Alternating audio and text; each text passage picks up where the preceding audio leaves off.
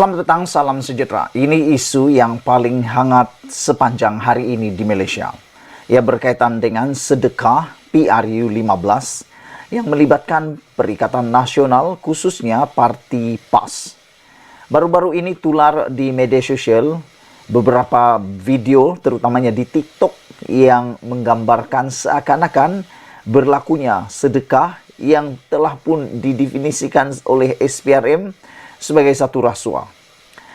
Video-video itu memaparkan keraguan kepada kita semua. Benarkah itu adalah satu bentuk rasuah atau sebaliknya?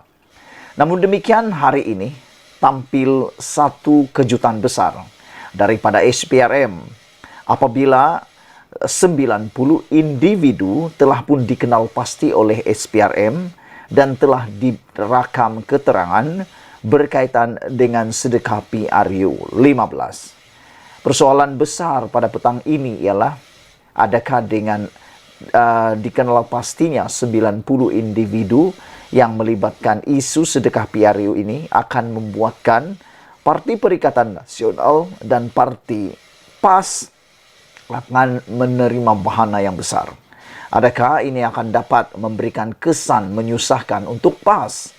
Saudara-saudara sekalian, Suruhanjaya Pencegahan Rasuah Malaysia SPRM mengenal pasti kira-kira 90 individu yang didakwa menerima wang tunai di Terengganu untuk mengundi sebuah parti politik pada pilihan raya umum yang ke-15. Menurut sumber daripada agensi itu, ia bagi membantu siasatan berhubung video tular yang menunjukkan orang ramai dikatakan menunggu di hadapan sebuah bangunan untuk menerima bayaran daripada PAS bagi tujuan mengundi.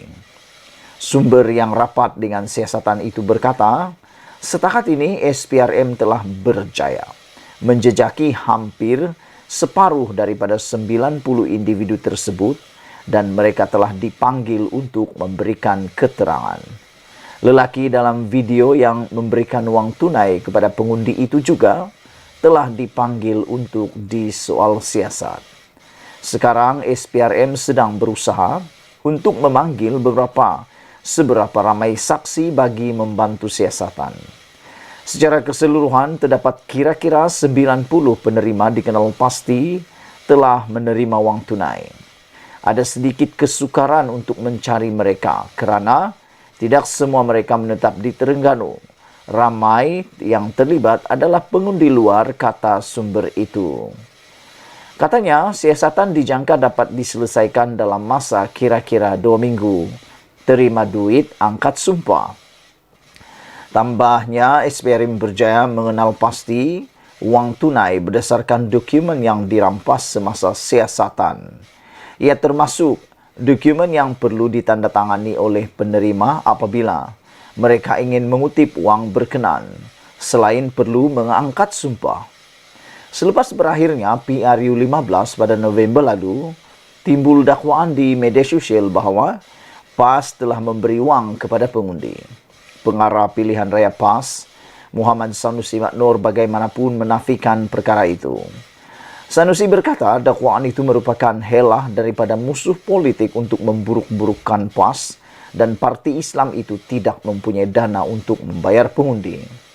Pada Januari lalu, Presiden PAS Abdul Hadi Awang mempertahankan tindakan mengagihkan wang tunai kepada pengundi. Dia dilaporkan memberitahu media di Terengganu bahawa peraturan sedia ada hanya melarang calon yang bertanding dan wakil mereka daripada memberi wang tunai kepada pengundi. Bagaimanapun, Abdul Hadi berkata, undang-undang tidak menghalang orang ramai daripada bersedekah. Namun demikian, saudara-saudara sekalian, apa yang mengejutkan kita ialah apabila Ketua Pesuruhjaya SPRM Malaysia, iaitu Tan Sri Azam Baki, memberikan kenyataan bahawa sedekah atau sumbangan rasuah tetap rasuah. Ini yang dinyatakan diakui sendiri oleh pengarah SPRM Malaysia, iaitu Azam Baki. Kenyataan beliau ini amat mengejutkan dan saya fikir memberikan satu gambaran yang cukup jelas. Ianya jelas dan tak dapat kita pertikaikan. bahwa itu maksudnya tanpa tersirat-sirat, tanpa tersirat lagi. Ianya tersurat. Siapapun boleh mengerti, budak kecil pun boleh faham. Sedekah atau sumbangan, rasuah tetap rasuah, kata Azam Baki. Suruhanjaya Pencegahan Rasuah Malaysia akan menyiasat apa sahaja bentuk rasuah berdasarkan peruntukan undang-undang, bukannya tertakluk kepada pemahaman peribadi, kata Ketua Pesuruhjayanya Azam Baki. Beliau berkata, rasuah adalah rasuah. Tidak kira bagaimana seseorang itu memilih untuk menggambarkannya kerana undang-undang jelas mentakrifkan apa yang dimaksudkan dengan pembelian undi. Seksyen 10 dalam kurungan E Akta Kesalahan Pilihan Raya 1954 adalah sangat jelas dan apa jua istilah awam digunakan mempertahankan hujah adalah tafsiran peribadi semata-mata. Sama ada ia sedekah atau sumbangan, undang-undang menganggapnya sebagai rasuah yang dibayar kepada pengundi. Tidak kira sama ada pengundi memintanya atau tidak, katanya memetik laporan The Star.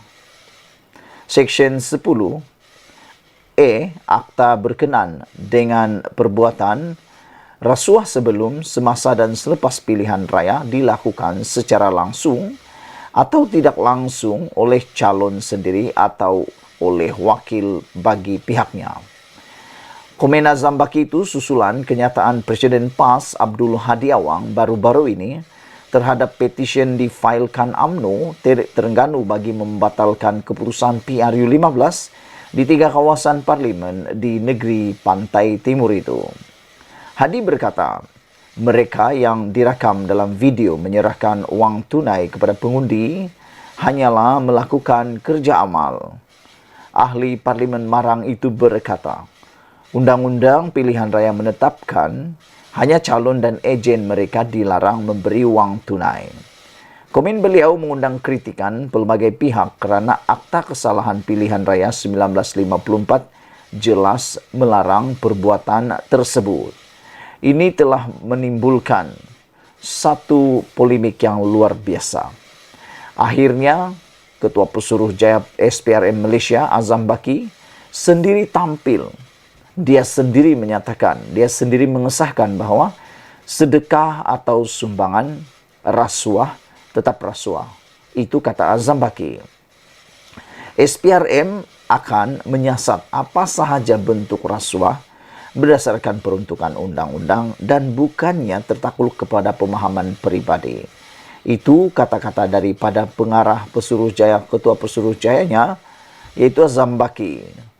Beliau berkata, rasuah adalah rasuah. Tidak kira bagaimana seseorang itu memilih untuk menggambarkannya. Kerana undang-undang jelas mentakrifkan apa yang dimaksudkan dengan pembelian undi. Seksyen 10 dalam kurungan E, Akta Kesalahan Pilihan Raya 1954 adalah sangat jelas. Dan apa jua istilah awam digunakan mempertahankan hujah adalah tafsiran peribadi semata-mata. Sama ada ia sedekah atau sumbangan, undang-undang menganggapnya sebagai rasuah yang dibayar kepada pengundi. Tidak kira sama ada pengundi memintanya atau tidak, kata Azam Baki lagi. Sebelum kita berpisah, jangan lupa tinggalkan komen Anda, tekan butang subscribe.